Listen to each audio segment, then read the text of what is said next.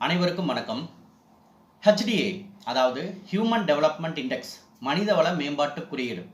மனிதவள மேம்பாட்டு குறியீடு என்பது நாம் முன்னாடியே பார்த்த ஜிடிபி, ஜிஎன்பி, என்என்பி, என்டிபி போன்ற ஒரு குறியீடு தான். ஆனால் அதில் சொல்லப்படாத ஒரு விஷயங்கள் இந்த மனிதவள மேம்பாட்டு குறியீட்டில் சொல்லப்பட்டிருக்கும். அது என்ன அப்படின்னு பார்த்தீங்கன்னா, பொதுவாக ஜிடிபியை வைத்து ஒரு நாட்டினுடைய பொருளாதாரத்தை மதிப்பீடு செய்வோம். ஆனால் அது நாட்டு மக்களினுடைய வாழ்வாதாரத்தையோ அல்லது நாட்டு மக்களினுடைய நிலையோ வெளிப்படுத்துமா அப்படின்னு கேட்டால் கண்டிப்பாக கிடையாது. அதற்கு மாற்றாக உருவாக்கப்பட்ட ஒரு குறியீடு தான் ஹியூமன் டெவலப்மெண்ட் இண்டெக்ஸ்.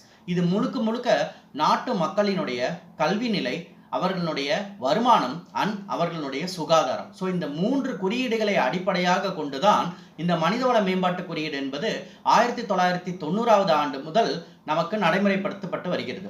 இதை வெளியிடக்கூடிய ஒரு அமைப்புன்னு பார்த்தா யுனைடெட் நேஷன் டெவலப்மெண்ட் ப்ரோக்ராம். இது உருவாவதற்கு காரணமாக இருந்த நபர்கள் யாருன்னு பார்த்தீங்கன்னா, doctor Mahbub ul Haq from Pakistan and doctor Amartya Sen from India. இவர்களினுடைய கடின முயற்சியின் காரணமாக தான் இன்றைக்கு மனிதவள மேம்பாட்டு குறியீடு அப்படிங்கிற ஒரு அறிக்கை பார்த்தீங்கன்னா கிட்டத்தட்ட ஒரு 180 நாடுகளுக்கு பட்டியலிடப்பட்டு அதனுடைய பட்டியல்கள் வெளியிடப்படுகிறது.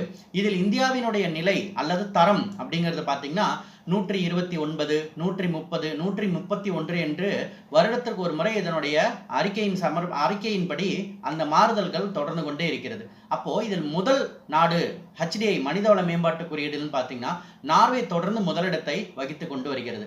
அதை தொடர்ந்து சுவிட்சர்லாந்து அப்படிங்கிற நாடும் நமக்கு 2ஆம் இடத்தை மாறி மாறி பெற்றுக்கொண்டு வருகின்றனர். அப்போ ஒரு மனிதவள மேம்பாட்டு குறியீடு என்பது நாட்டில் வாழக்கூடிய மக்களினுடைய உண்மையான நிலையை விளக்கக்கூடிய ஒரு குறியீடாக பார்க்கப்படுகிறது என்பதை நாம் தெரிந்து கொள்ள வேண்டும்.